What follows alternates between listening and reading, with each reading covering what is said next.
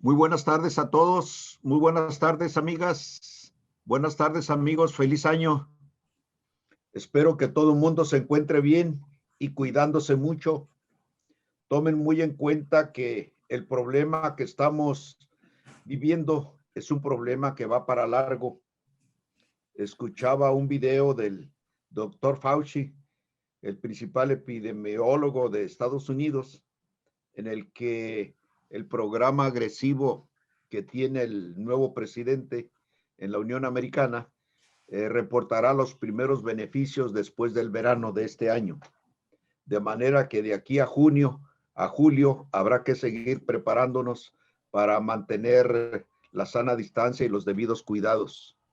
Y por otro lado, el alcalde de la ciudad de Los Ángeles reporta que en ese condado la normalidad esperan tenerla para junio 2022.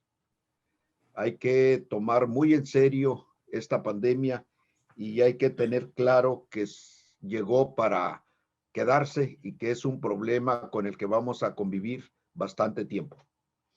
El tema que vamos a platicar esta tarde con ustedes es un tema verdaderamente interesante, las primeras acciones laborales en el 2021 y su impacto en la nómina de inicio de año. Tenemos un nuevo salario mínimo. Acuérdense, tenemos el salario mínimo fronterizo, distinto al salario mínimo del resto del país. Tenemos un nuevo valor de la UMA. Tenemos un nuevo valor referencial para la retención de los trabajadores que tienen crédito Infonavit y otras situaciones ahí de Infonavit. Hay una serie de aspectos en perspectiva, como la regulación ya publicada en Diario Oficial en materia de teletrabajo. Hay temas muy interesantes que el licenciado Austraberto Bañuelos Correa va a hacer favor de platicarnos, de darnos una introducción a estos temas que tienen un alto impacto en todas las empresas y para todas las personas. Es muy importante que aprovechemos la experiencia que tiene el licenciado Bañuelos en estos temas y que con confianza a través del chat le hagamos llegar las preguntas que tengamos y al final José David hará el favor de abrir los micrófonos para en vivo si hay alguien quiere hacer alguna pregunta directa, pues que lo pueda hacer. Este año, con todo y sus vicisitudes, es un año que va a ser mejor que el 2020. El proceso de recuperación económica, aunque lento y gradual, es real. La actividad económica va a mejorar este 2021. Acuérdense, hablamos de recuperación, no de crecimiento. Es decir, durante 2021 gradualmente iremos saliendo del tremendo bache, del tremendo hoyo en que cayó la actividad económica. Dependiendo del comportamiento de la pandemia y de la recuperación, de la velocidad con que se dé la recuperación, tal vez hablemos dentro de 2, 3 años de un nuevo crecimiento. Pero por lo pronto, la buena noticia es que 2021 será mejor que 2020.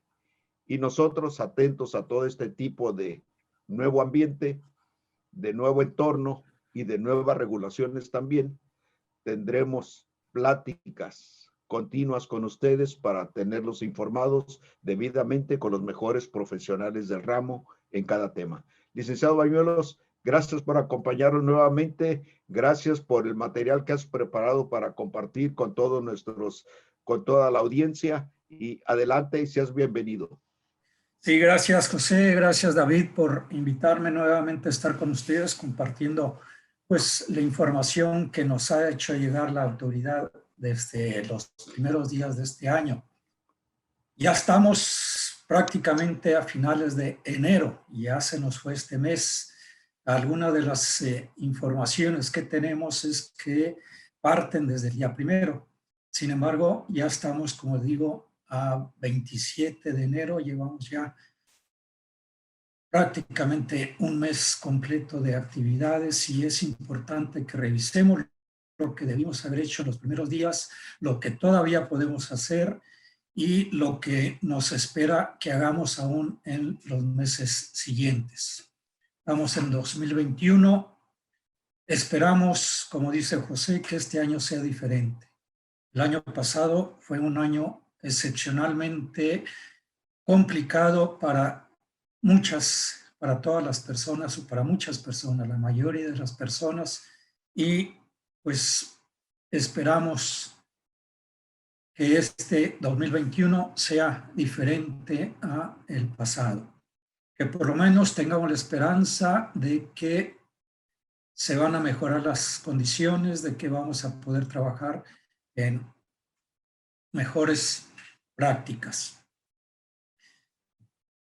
Tenemos varios temas que vamos a ir relacionando en lo más que se pueda, derivados de ajustes que se han hecho en el salario mínimo y en otras variables que debemos de tener en cuenta en los ajustes que las empresas deben hacer desde ya el 1 de enero. El primero fue precisamente lo que ya se mencionaba, que tuvimos desde el día 1 ya un nuevo salario mínimo general. Se publicó esto en el Diario Oficial del 23 de diciembre y se mantiene la política señalada desde el 19 de tener 2 salarios mínimos a nivel nacional.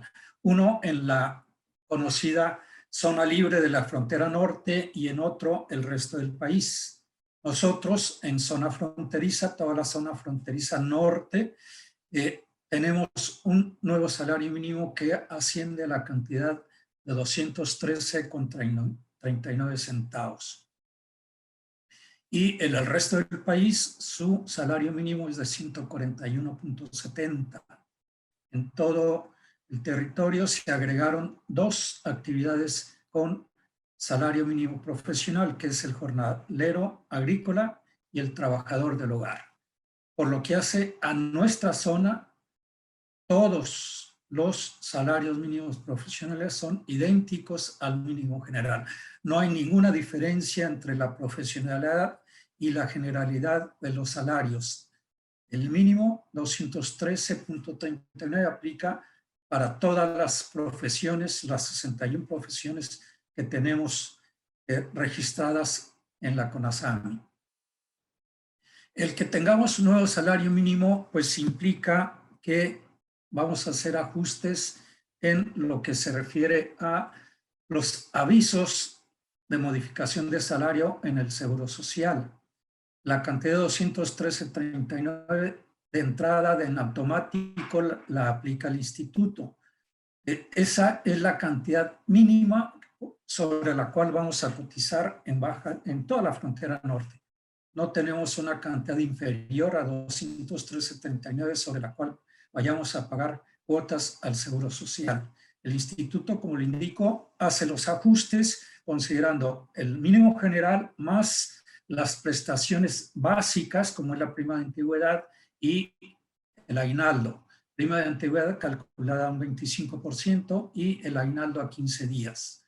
Si tenemos trabajadores que perciban más de 6 días de vacaciones o una prima mayor al 25% o trabajadores que perciban más de 15 días de salario, allí sí nosotros debemos de presentar los avisos de modificación de salario. Y esto pues lo debimos haber hecho dentro de los primeros 5 días hábiles del mes de enero, que se vencieron el 8. Hasta el día 8 tuvimos para presentar esos avisos de modificación. Pero no hay ningún problema si no nos los ha requerido el instituto, toda vez que, de acuerdo con el artículo 304-C de la Ley del Seguro Social, no nos van a imponer multas si presentábamos esos avisos de modificación de manera espontánea. Así que podemos hacerlo todavía si no lo hemos hecho y no debemos de tener ninguna repercusión en hablando de alguna multa. Entonces, sí debemos de presentar esos avisos de modificaciones cuando estamos por arriba en cuanto a los porcentajes de prima vacacional, en cuanto a los días de vacaciones y en cuanto a más días de aguinaldo.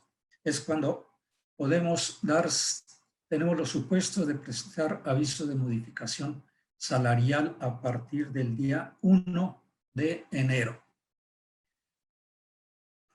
sí debemos de tener en consideración que, que el salario mínimo general, hablando de 213.39, no le debemos hacer retención por impuestos, no le debemos de hacer retención de cuotas y tampoco le debemos de cobrar o hacer deducción por concepto de alimentación como se establece en la Ley del Seguro Social.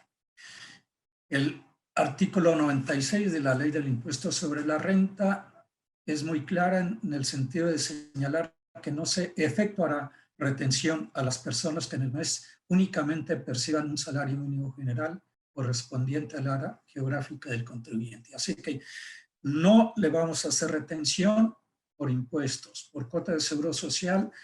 En el artículo 36 de la ley también nos dice que en los casos de que los trabajadores perciban como cuota diaria el salario mínimo, le va a corresponder al patrón pagar desde luego la cuota que a él le corresponde más la que le corresponde al trabajador.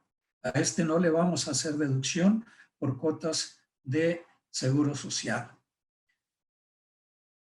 Todo esto también tiene sustento en la Ley Federal del Trabajo, que en el artículo 97 establece que solamente en 4 supuestos se le puede hacer descuento al mínimo general, que son por retención para pago de pensiones alimenticias que haya ordenado algún juez de lo civil, pago de rentas por habitaciones proporcionadas por los patrones, que es un supuesto muy poco aplicable, sobre todo en nuestra zona fronteriza. Sí se le pueden hacer descuentos para cubrir los créditos que haya obtenido el Infonavit y lo mismo del Infonacot, pero son los únicos 4 supuestos, no le podemos deducir ninguna otra cantidad al salario mínimo. También lo señalábamos hace ratito en cuanto a la alimentación, no se lo vamos a descontar.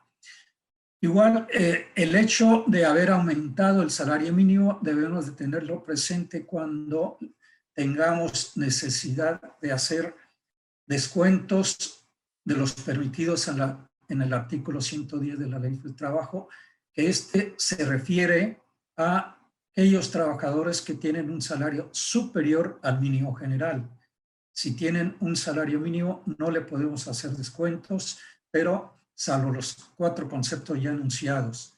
Si el trabajador percibe por arriba de un salario mínimo general, sí le podemos hacer descuentos, y la fracción primera del 110 nos habla de que se puede hacer descuentos por pago de deudas contraídas con el patrón por concepto de anticipo de salarios, pagos hechos con exceso, errores, pérdidas, averías o adquisición de artículos por decir por la empresa o establecimiento.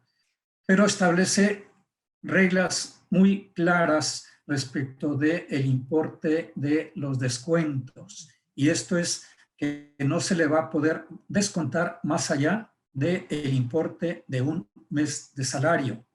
Y luego, aquí es donde viene la aplicación del mínimo general, de que la retención tampoco puede ser mayor a la diferencia del 30% del excedente del salario mínimo. Entonces, esto es importante que lo tengan en consideración cuando se den esos supuestos de anticipo de salarios, errores, etcétera, lo que ya les habíamos mencionado. Tratando de establecer un ejemplo de la retención, pusimos el caso de un trabajador cuyo sueldo semanal es de 2.275. El mínimo general semanal es de 1.493.73 en nuestra zona, en la zona fronteriza. Y esto nos ubica que hay un diferencial de 781.27. En ese supuesto, con ese salario, el excedente es del 30%, se traduce en 234.38. Esto es la cantidad máxima que a alguien que gana 2.275 le podríamos descontar cada semana, de 234.38, porque es el 30% de la diferencia entre su salario y el mínimo general. Entonces, este es otro aspecto que nos impacta en referido al nuevo salario mínimo. Esto ya lo hicimos, ya lo ejemplificamos. Y tenemos otra variable, otro tema que debemos de considerar, el valor de la UMA, es la unidad de medida y actualización. Es un valor que se introdujo desde el 2016, cuando se acordó, se hicieron cambios incluso en la Constitución para separar, para desindexar el salario mínimo general respecto del cumplimiento de obligaciones, multas, etcétera, y se dijo que cualquier referencia, cualquier medida, índice, base que estuviera referida al salario mínimo general, debe de considerarse aplicable el valor de la UMA. Este valor de la UMA, siento que las autoridades se han excedido en su aplicación y rebasando lo que pretendió el Congreso de la Unión cuando se fijó, cuando se determinó esta nueva unidad de medida. Actualmente, a partir del 1 de febrero, esto es importante que lo tengan en consideración, que el valor de la UMA aplica a partir del 1 de febrero, no del 1 de enero. El nuevo valor es de 89.62 diarios. Les decía de que muchas de las dependencias no están aplicando el salario mínimo y se están saliendo de lo que se estableció, de lo que se indicó dentro de la iniciativa enviada por el Congreso, de lo que se recibió y lo que se autorizó por parte del Congreso, donde se indicaba que el cambio a UMA no significa que el salario mínimo no pueda seguir siendo empleado como índice, unidad, base, medida de referencia para fines propios de su naturaleza. Esto es, debemos de seguir utilizando el salario mínimo cuando están inmersos en una relación propia de su naturaleza, y lo estableció las comisiones del Congreso que aprobaron la iniciativa, diciendo, como ocurre en el caso de las disposiciones relativas a seguridad social y pensiones, en las que dicho salario se utiliza como índice en la determinación del límite máximo del salario base de cotización. Todo lo que se consideró por parte del Congreso de la Unión, no quedó este texto literalmente vaciado a ninguna ley. Muy bien, entonces vamos a tener la implicación de la UMA en prestaciones como las establecidas en la Ley del Seguro Social, donde nos permite o nos indica que debemos descontarle al trabajador por lo menos un 20% del valor de la UMA para que el valor de la alimentación que le entregamos a los trabajadores no sea parte integrante de su salario, del salario base de cotización. Esto es, a partir del próximo 1 de febrero, le debemos descontar a los trabajadores 17.92 pesos para que el valor de la alimentación no integre. Recordando, si percibe únicamente el salario mínimo general, no le podemos hacer ese descuento. Si no le descontamos, eso se va a traducir en que el valor de la alimentación va a incrementar su salario base de cotización en un 8.33%. Entonces, es importante que valoren qué es lo que van a hacer respecto de si le incrementan el salario en una cantidad superior, a efecto de que el descuento permita que no sea integrante la alimentación del salario base de cotización. Este es un punto aquí difícil de resolver, pero que tenemos que considerar. Para los trabajadores que perciben una cantidad superior al mínimo, pues cero problema. La dificultad la tenemos con aquellos que perciben solamente el salario mínimo general. Luego, el valor de la despensa la vamos a ubicar ahora en 35.85 diarios a partir del 1 de febrero. Si se midiera en referido al salario mínimo general, le podríamos entregar al trabajador hasta 56.68. Aquí se nota la diferencia precisamente entre utilizar la UMA y el salario mínimo. Pero, repito, mientras no haya ninguna disposición clara, pues es recomendable ajustarnos a los criterios de la autoridad, en este caso el Seguro Social. Y otra implicación de la UMA en cuanto a cotización es que el tope máximo de cotización, el salario mayor de cotización, va a pasar a 25 veces el valor de la UMA, que se traduce en 2.240 pesos con 50 centavos. Esto debemos de presentar el aviso de modificación dentro de los 5 primeros días hábiles de febrero.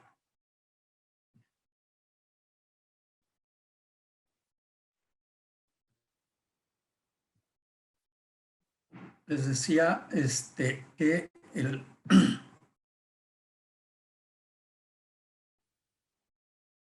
aquí voy a pedir ayuda a José Luis para que nos mueva las filminas. Les decía, creo que la que sigue es en cuanto a que algunas prestaciones que no se han precisado su aplicación nos ubica en que una prestación muy frecuente, que es el pago de la prima de antigüedad.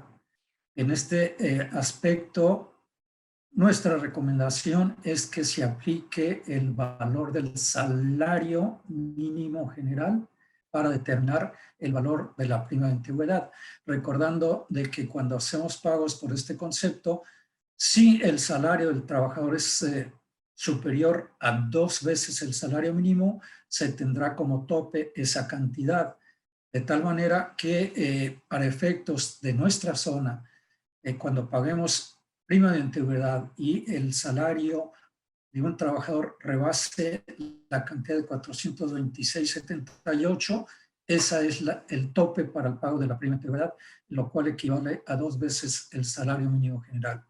Para el resto del país, el tope para el pago de la prima de antigüedad es de 283.40. Son 2 cantidades que afortunadamente no se ha dado ninguna indicación de que se pague utilizando el valor de la UMA.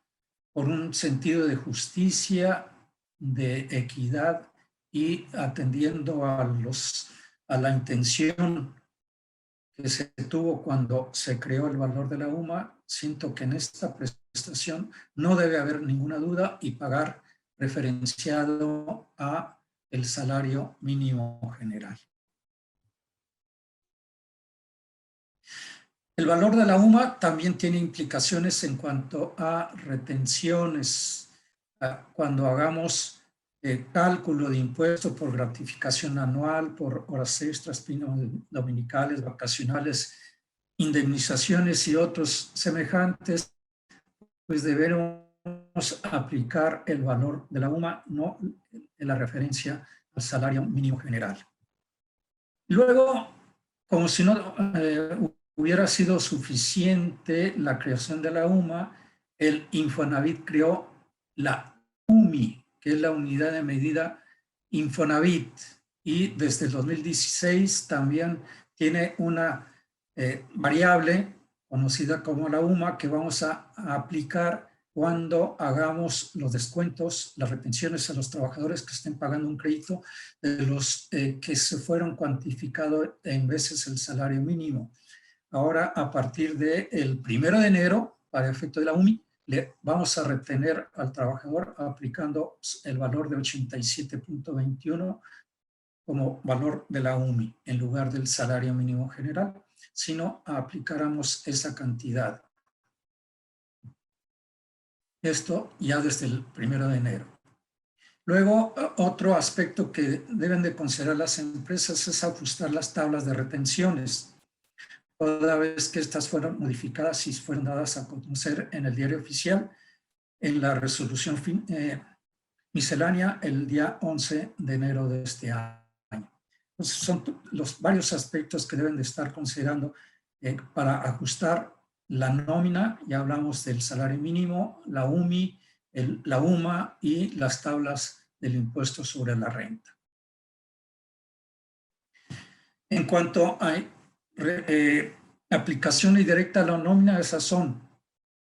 Sin embargo, ahora a partir ya del 1 de febrero tenemos ya la obligación de presentar al Seguro Social nuestra determinación de prima. Esto es el valor de la prima que vamos a pagar por concepto de las cuotas por día de trabajo, para la cual vamos a tener necesidad de obtener el total de número de riesgos terminados. Es información que tenemos dentro de nuestra empresa y como punto referencial lo podemos obtener de la página del Seguro Social. Allí podemos saber alguna cantidad, la cantidad que el instituto ha registrado como riesgos de trabajo terminados. No es un dato obligatorio, sino es orientador y nosotros tenemos que comparar contra la información que hayamos acumulado en nuestro archivo de datos. Si tenemos algún trabajador cuyo riesgo tenga la posibilidad de haberse generado una incapacidad parcial permanente, lo recomendable es, en adición, presentar un escrito solicitando la validación de los riesgos de trabajo que nuestra empresa tiene registrados.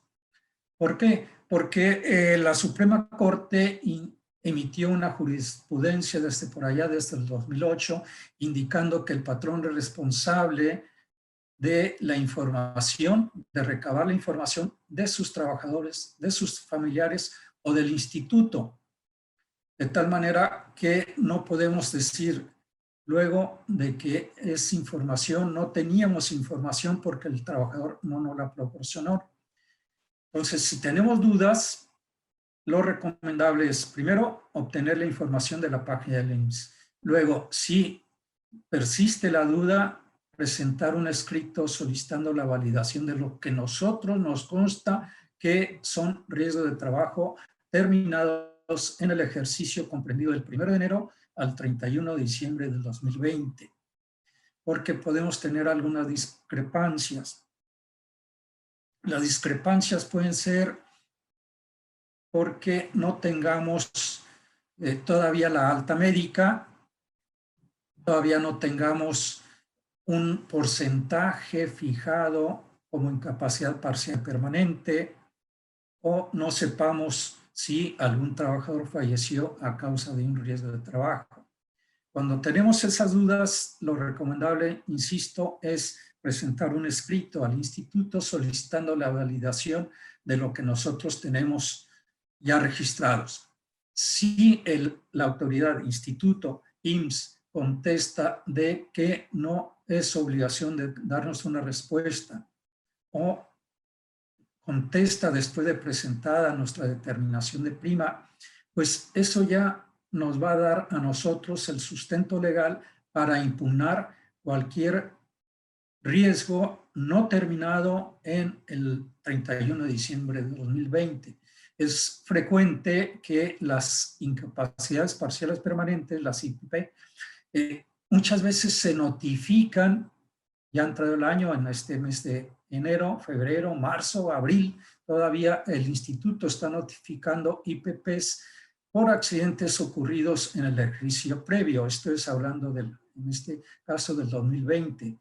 Si ello ocurre aún cuando el accidente hubiera finiquitado su tratamiento médico en el 2020, pero no se hubiera emitido al 31 de diciembre una IPP dándonos el porcentaje, ese valor, y podemos valorar si nos conviene enviarlo al siguiente ejercicio o acumularlo al 2020, dependiendo de cómo vaya nuestra siniestralidad en lo que va de este 2021. Normalmente, si tenemos dudas, si tenemos el convencimiento de que una IPP es improcedente porque no se haya notificado en el periodo del 31 que finiquitó el 31 de diciembre, entonces valoramos y la recomendación es no incluir en la determinación de prima que vamos a presentar en febrero, provocando que el instituto nos la requiera entre mayo y junio. Cuando nos la requiera, vamos a valorar, ya para entonces tendremos un historial de 5 meses, 6 meses, y podemos valorar qué nos conviene si lo mandamos hacia adelante, esto es al siguiente ejercicio, o lo consideramos en la prima del 2020 presentando una complementaria, pero esto solamente lo sabremos ya que tengamos una información más completa al respecto. En esto de la determinación de riesgos determinados se nos ha incorporado, se ha introducido una variante que no tuvimos el año pasado ni en los años previos, de que a partir de ya el instituto va a valorar, va a estudiar si los trabajadores que hayan fallecido a causa del COVID o que hayan tenido secuelas a causa del COVID sean calificados o no como riesgo de trabajo. Para esto, ya nos anticipó el 8 de enero de que iba a establecer una estrategia para calificar, para posiblemente calificar a los trabajadores fallecidos o con secuelas por COVID, si son o no riesgo de trabajo.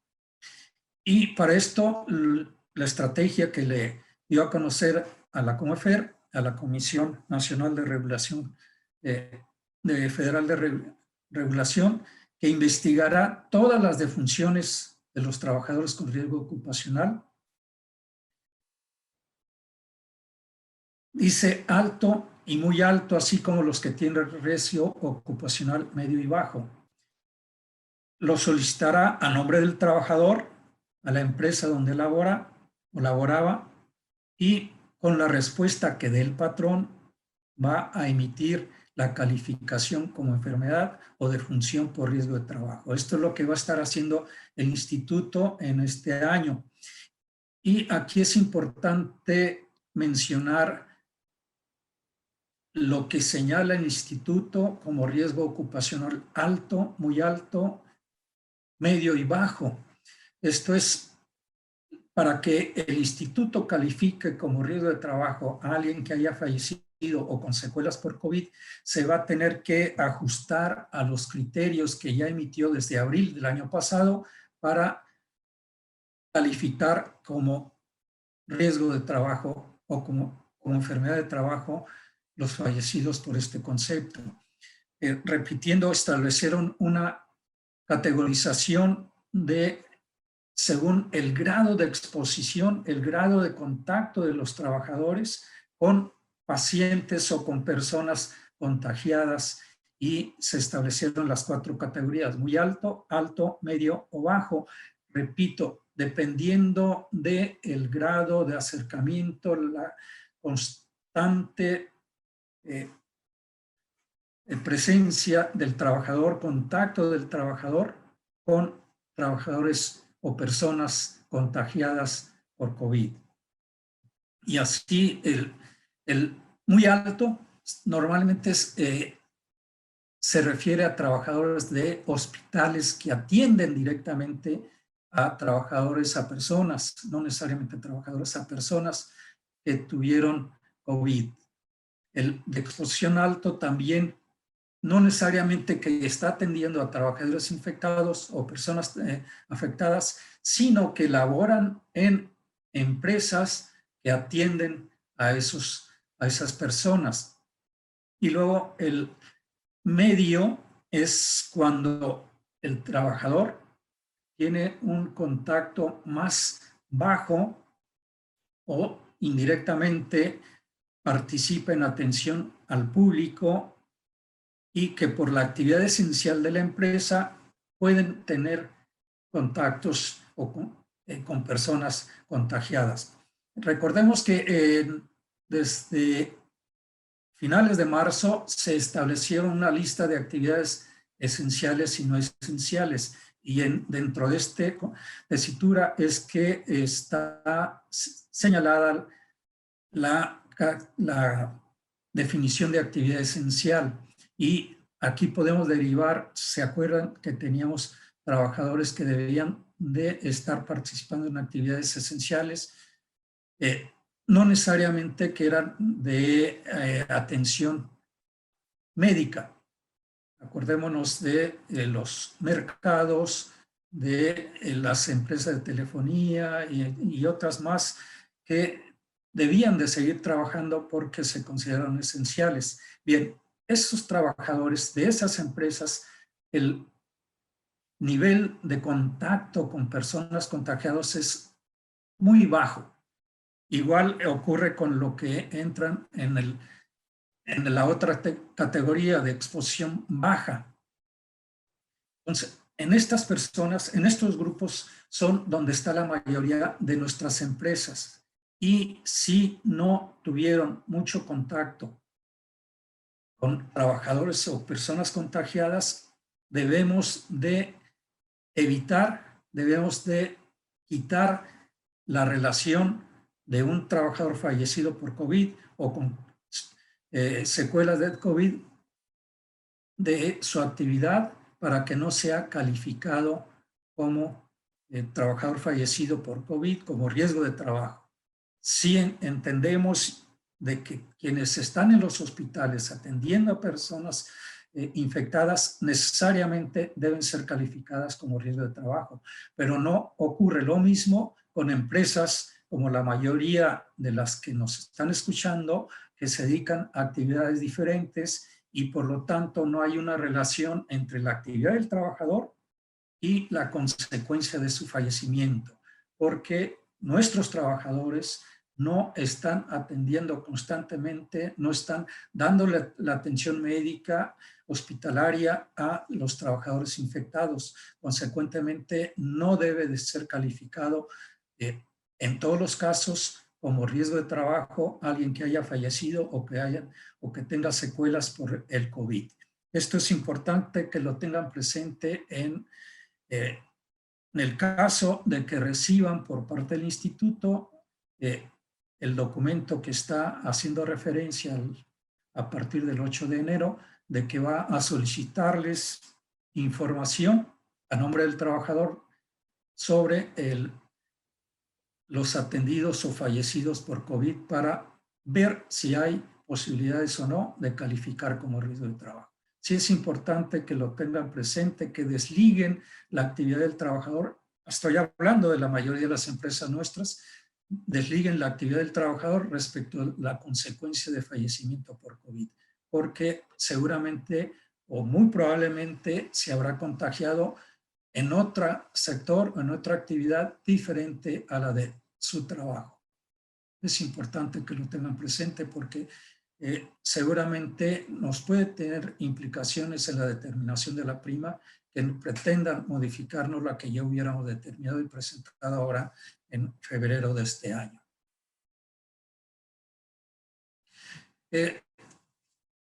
Hay unos criterios, lo pueden checar en un documento que aparece allá por abril, que se llama así, criterios del IMSS para calificar como enfermedad de trabajo los casos de COVID. Y establece para mí más o menos claridad en cuanto que la naturaleza de una enfermedad de trabajo es que se deriva de una actividad continuada, constante por un tiempo prolongado para poder determinar si es enfermedad o no de trabajo. Y esto aplica también a los trabajadores que hubieran fallecido por COVID o que hubieran tenido secuelas por este motivo. Si nosotros como trabajadores nos hubimos contagiado por atender, por tener contacto con un compañero de trabajo de manera muy esporádica, muy ocasional, no se nos debe calificar como riesgo laboral el trabajador que hubiera fallecido o que se hubiera enfermado. Entonces, esto de la calificación de riesgo de trabajo, vamos a tener la interferencia por este motivo que deben de tener ustedes presente. Otro detalle, otro punto que es importante que vayan considerando derivado de otros temas. Vamos a dejar lo de riesgo de trabajo hasta allí. Es un tema que bien requiere una exposición de tiempo similar al de ahora para ver los detalles de lo que es el riesgo de trabajo terminado, etcétera, para poder darles una información más completa. Lo que también debemos hacer, no necesariamente ahorita en este mes de enero o febrero, es que debemos estar ajustando nuestros contratos de trabajo y nuestros reglamentos interiores debido a dos factores. Uno de ellos es que tenemos ya la reforma laboral donde se incluyó el capítulo de teletrabajo. Dentro de las diversas obligaciones que tenemos es ajustar los contratos de trabajo incorporando precisamente las reglas de esta modalidad laboral, el teletrabajo. Ya ha estado bastante difundido, siento a este momento que ya todos conocemos de que las características principales es que el trabajador no presta su servicio necesariamente en el domicilio de la empresa, sino en otro lugar, que no necesariamente tampoco es el domicilio del trabajador. El trabajador y la empresa pueden definir un café, internet, etcétera, pero el servicio se presta fuera del domicilio, fuera de las instalaciones de la empresa. Y esto pues se lleva como consecuencia de que el trabajador no esté físicamente en el centro de trabajo. Se utilizan como nosotros lo estamos utilizando, tecnologías de la información y comunicación para la realización de nuestras actividades a través de esta modalidad. Hay un punto confuso en cuanto que dice que para ser considerado como teletrabajo debe ser superior al 40% del tiempo que utiliza el trabajador en esta modalidad. Pero no se dice el 40% de cuánto, de un día, de una semana, de un mes, de un año. No se aclara cómo se va a medir ese 40%. Entonces, y luego todavía nos dice que no es teletrabajo, sí es ocasional o esporádico, no es teletrabajo. Si lo aplicamos a lo que hemos vivido desde el 2020, en que precisamente por la pandemia hubo necesidad de enviar a muchos trabajadores a su casa o a otro lugar fuera de la empresa a realizar actividades de teletrabajo, con una situación, suponíamos temporal, que ya prácticamente se está haciendo ordinaria, pues tenemos que considerar a esos trabajadores que están realizando teletrabajo. Yo siento de que sin importar el tiempo que estén realizando esta actividad, si lo hacen fuera de las instalaciones utilizando la tecnología, necesariamente es teletrabajo y lo debemos de tener previsto en nuestros contratos individuales de trabajo, para lo cual hay que hacerle las adecuaciones necesarias ya. Porque así se establece en la reforma laboral sobre este tema, que deben de constar por escrito en los contratos. La ley habla incluso en los contratos colectivos para aquellas empresas que tengan firmado uno con un sindicato. Pero si no lo tenemos, pues es obvio que lo debemos insertar en los contratos individuales. Es algo que debemos de hacer ya, toda vez que la reforma en este punto ya tiene vigencia. Y si estamos utilizando o vamos a utilizar trabajadores en esta modalidad, pues es importante que quede asentado las reglas en los contratos individuales y en los reglamentos interiores de trabajo, más en el contrato individual, porque son allí donde establecemos los derechos y obligaciones de las dos partes que están interviniendo.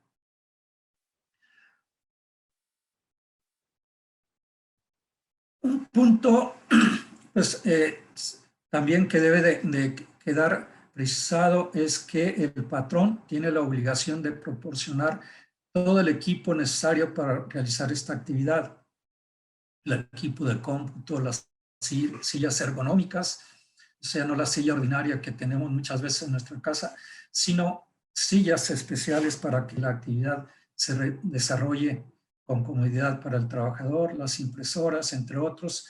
Todos estos detalles deben quedar en el contrato, igual que el tiempo de la jornada, la duración de la jornada, el importe de los salarios, la fecha de pago, en fin, todo lo que ya ordinariamente tenemos pactado en una relación normal lo debemos de incorporar en el caso de teletrabajo.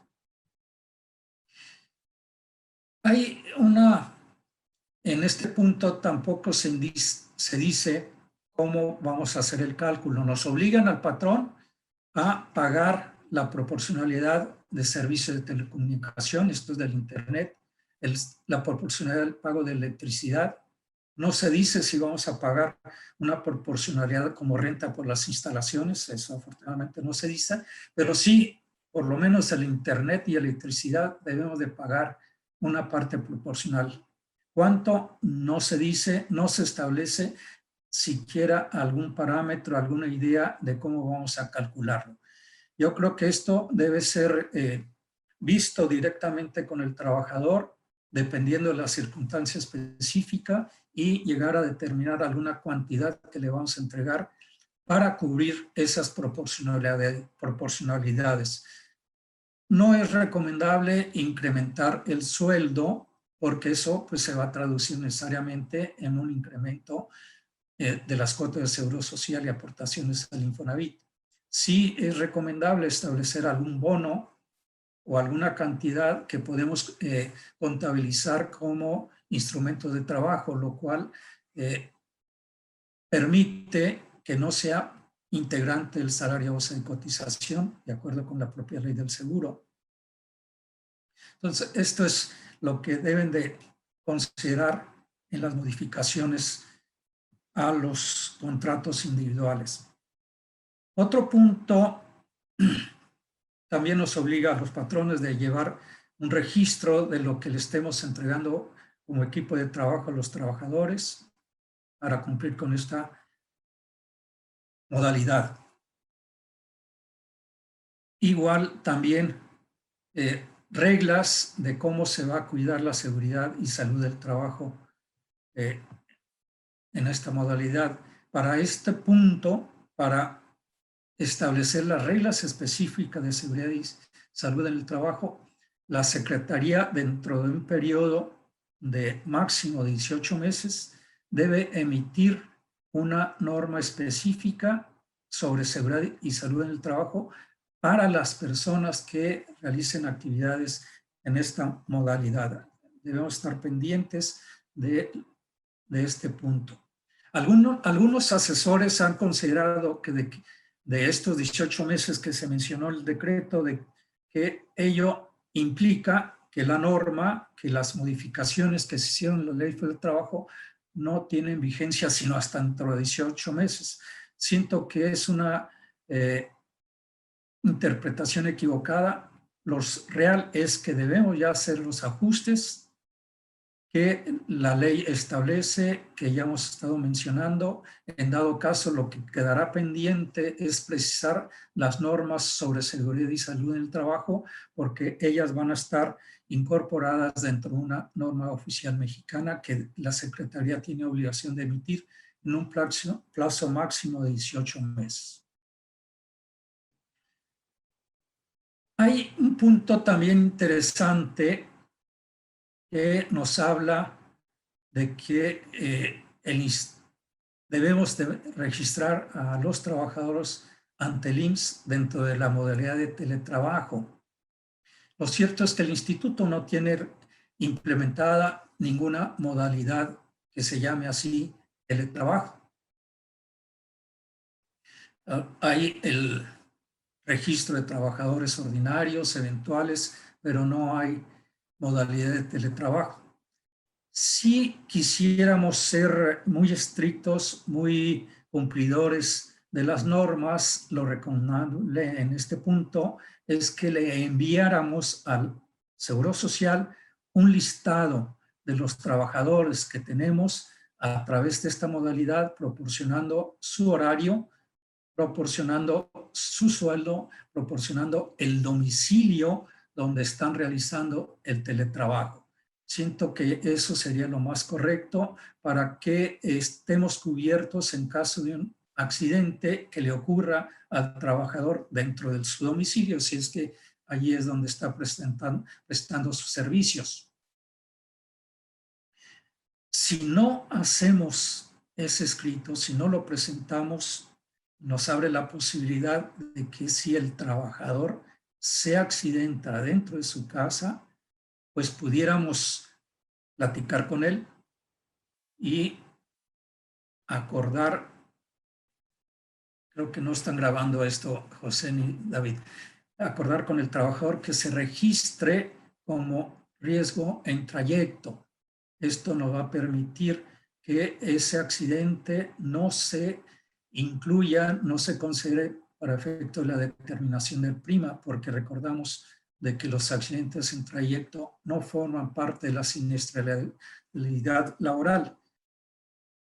Aquí sería pues hacer algo incorrecto, pero pudiera tener la posibilidad de que no estén determinados, no estén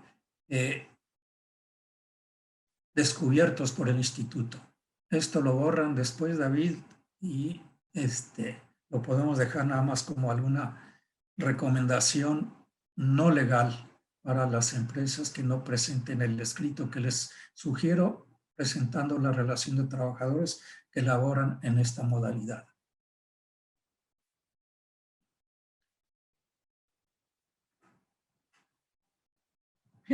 No me quiero detener mucho en la definición de teletrabajo, porque como les digo, ya a estas alturas está bastante dado a conocer a través de muchos medios. Pero lo que sí es importante es recordar de que tenemos que hacer ajustes en nuestros contratos y en el reglamento interior para adecuarlos a las reglas existentes de esta modalidad. Luego también tenemos que considerar otros ajustes.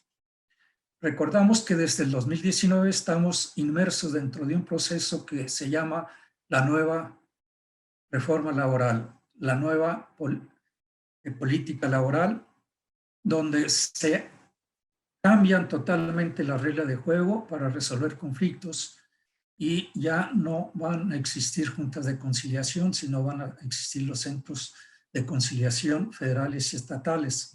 Ya desde el año pasado, desde noviembre del año pasado, se iniciaron en varios estados, en Campeche, Chiapas, Durango, Estado de México, San Luis Potosí, Tabasco y Zacatecas, y en el estado de Hidalgo solo se implementó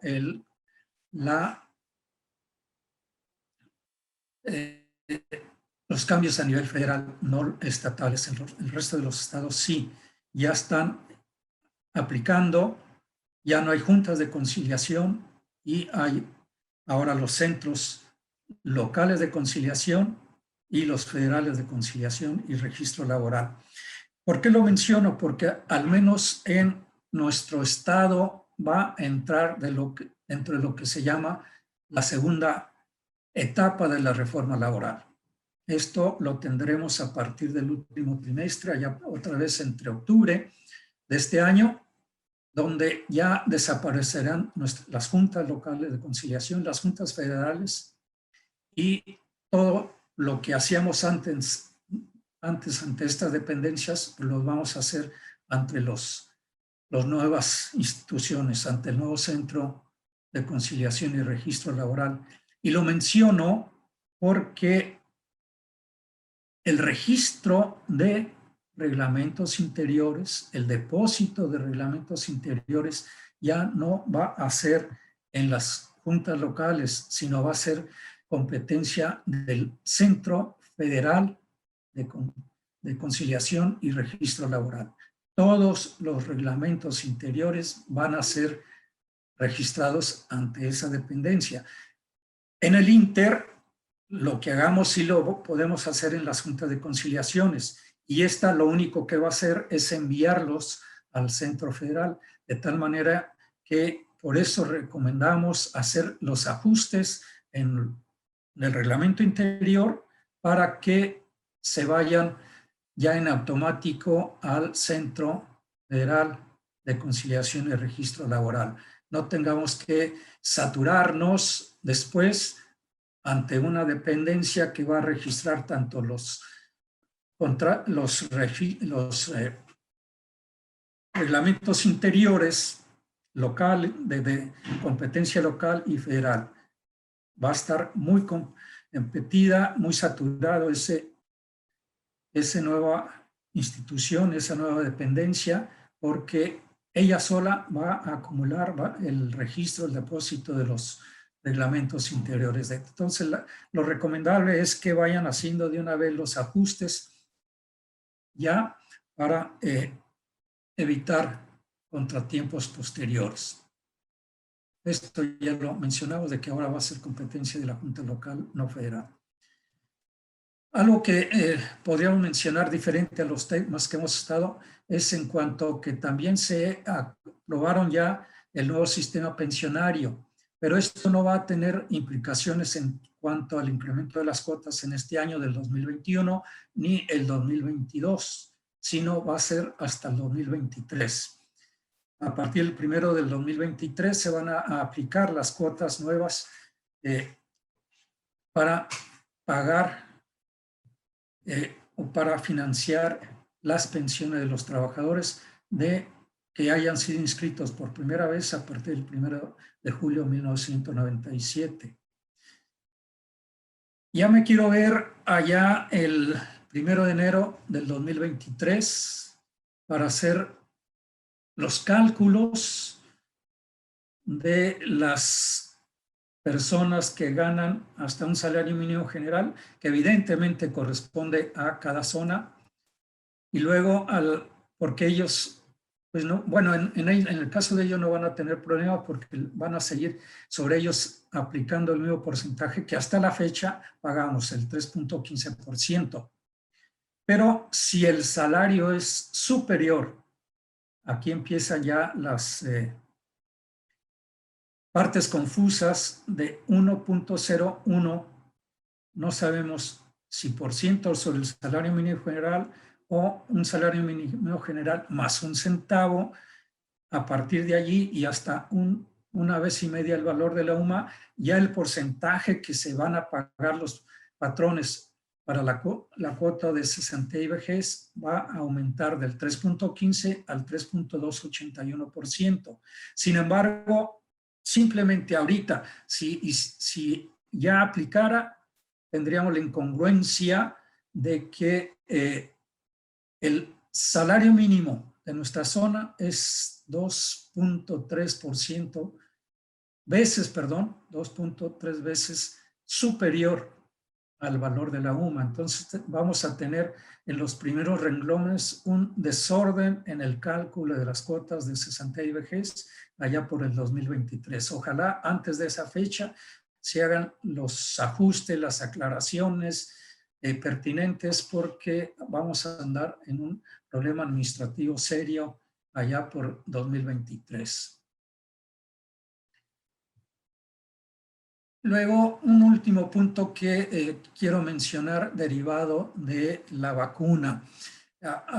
Hace una semana, 2 semanas, el presidente de la República informó de que no nada más a través del gobierno federal se iban a poder adquirir las vacunas contra el COVID, sino que iba a ser posible que también lo hicieran las empresas privadas. Y para esto emitió ahora la semana pasada, esta semana, el día 25, un acuerdo de la Secretaría de Salud donde se establecen precisamente los criterios para la adquisición de las vacunas. Y los puntos importantes son de que podrán ser adquiridas las vacunas solo por personas físicas y morales de los sectores social y privado.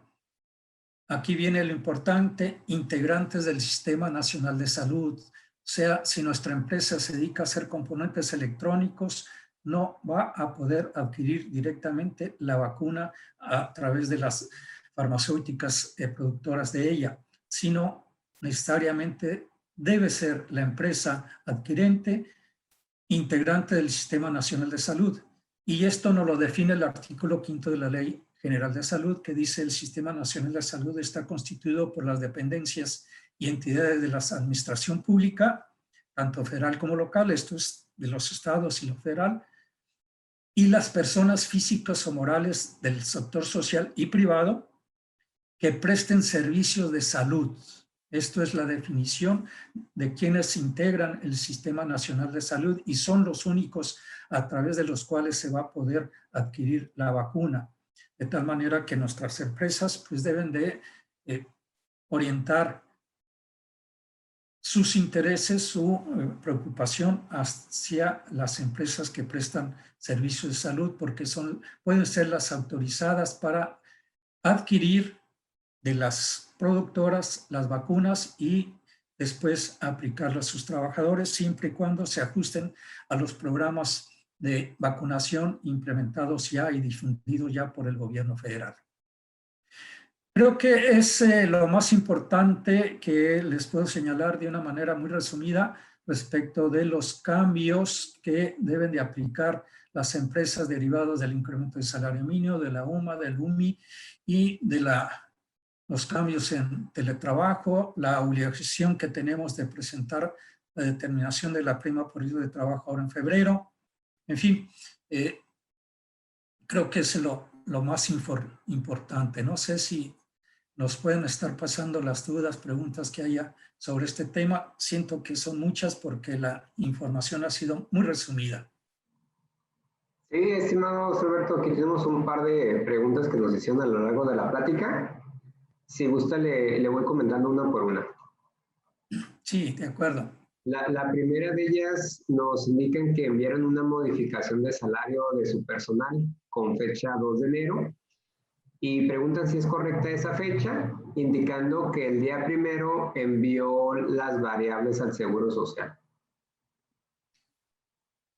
Si estamos hablando de salarios que estén por arriba del mínimo general, acordémonos de que el mínimo general de 213.39 más las prestaciones básicas de 6 días de vacación, de la prima vacacional calculada sobre 6 días de vacaciones, la prima vacacional del 25% y más 15 días de aguinaldo proporcionales, solamente en esos casos el instituto los opera de manera automática.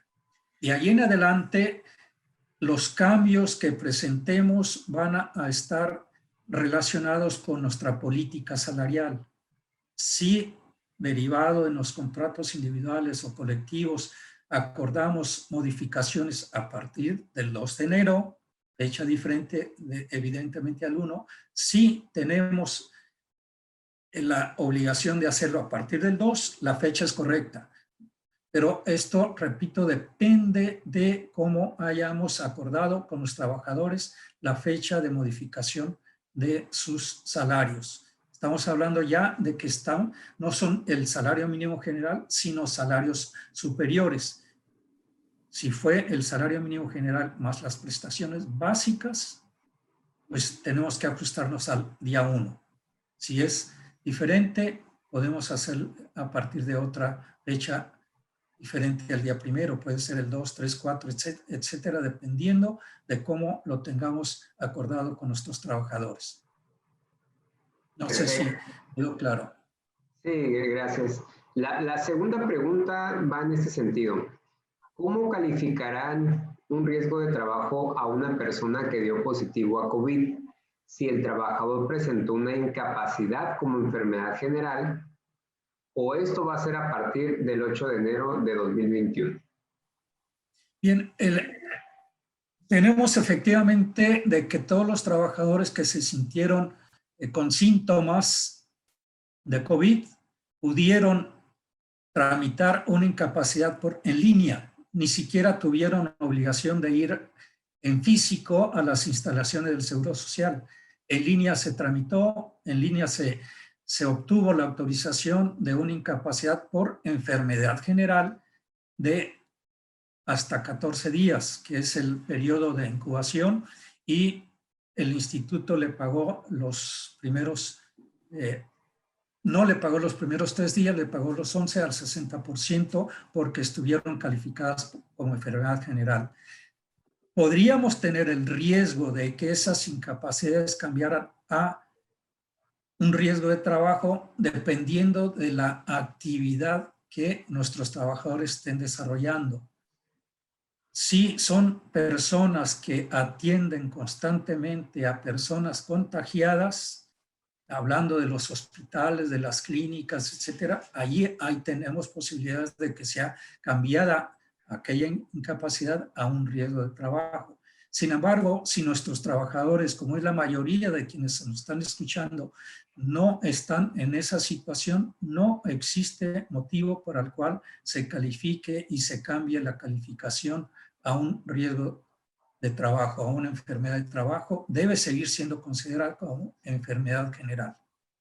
Partiendo, repito, de la actividad que desarrollan nuestros trabajadores. No sé si también en este punto he sido claro al respecto. Sí, estimado licenciado. Le voy a hacer también aquí otras preguntas que hicieron a través del chat. Dice, en el caso de premios de asistencia y puntualidad, ¿debe usarse la UMA en lugar del salario base para calcular el 10% del límite? Si somos congruentes con los criterios del instituto, sí. Sí, porque igual que nos establecieron para el valor de la despensa, para el valor de la alimentación, los premios de puntualidad y asistencia, pues también tendríamos que cuantificarlo en veces el valor de la UMA, que para mi gusto no deberían de ser ni uno ni otro, y todos deberían de estar referidos al salario mínimo general. Sin embargo, aquí simplemente habría que preguntarle a nuestros dictaminadores el criterio de qué harían cuando presenten su dictamen, si nos van a poner alguna observación por calcular los premios de puntualidad de asistencia perdona, aquí ya me estoy yendo por otro lado, porque estamos hablando de los premios de puntualidad de asistencia no están referidos al salario mínimo. Corrijo totalmente porque están referidos al salario base de cotización de cada trabajador. Entonces, no tiene nada que ver el salario mínimo ni la UMA aquí. ¿Okay? Es el 10% del salario para cada prestación, del salario base de cotización de cada trabajador. Entonces, no tiene nada que ver la UMA ni el salario mínimo general. No tenemos por qué referirnos a esas variables, porque los premios, insisto, repito, borren todo lo que dije inicialmente, están referidos al salario base de cotización, que es el que sea. Entonces, no tenemos que considerar la variable UMA ni salario mínimo general para cuantificar el valor de los premios de puntualidad de asistencia. Perfecto. Aquí voy a hacer 2 preguntas en uno. Lo primero, que si los créditos Infonavit, para descontar el crédito Infonavit deben emplearse la UMI. Y la segunda pregunta es relacionado con el reembolso a los trabajadores que se haga por luz o internet, que si estos conceptos deben ser grabados o exentos para impuestos sobre la renta, y que a su vez estos mismos conceptos se van a considerar como integrables para las variables del Seguro Social.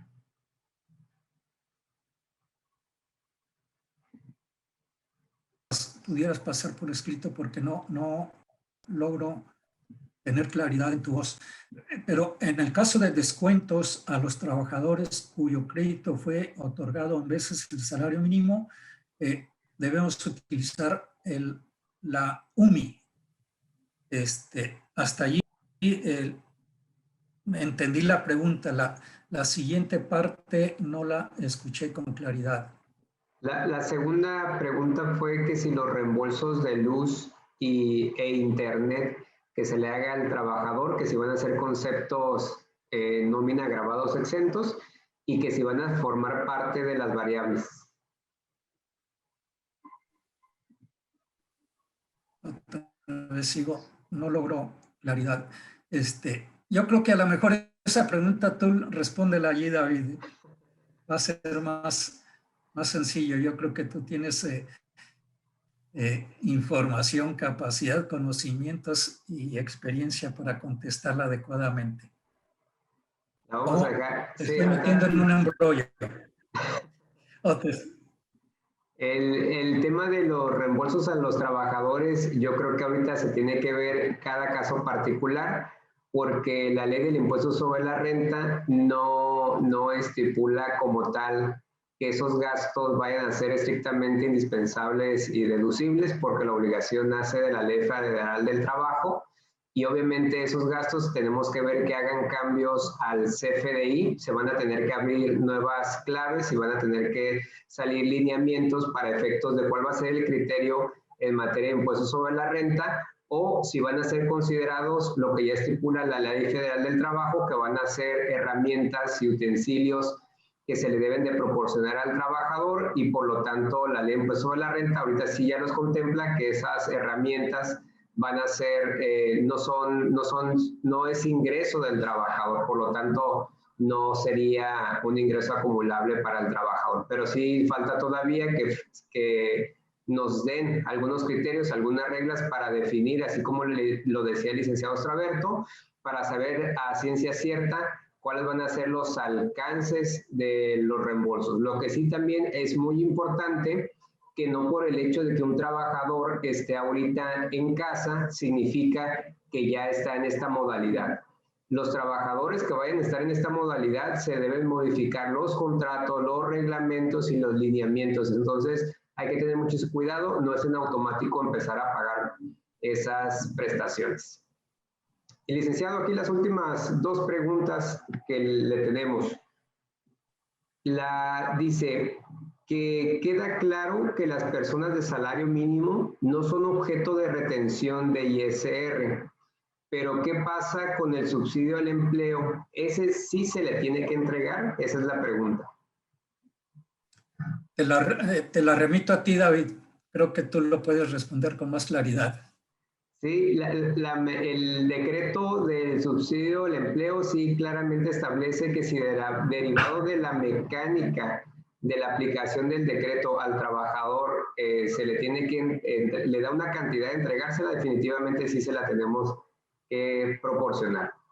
Y licenciado, para cerrar ya con la última pregunta del día de hoy, dice, ¿a partir de qué fecha aplicarán los casos COVID como riesgo de trabajo? ¿Para la declaración de 2020 o la de 2021, que están haciendo referencia ahorita a la prima de grado de riesgo que vamos a presentar ahorita en el mes de febrero?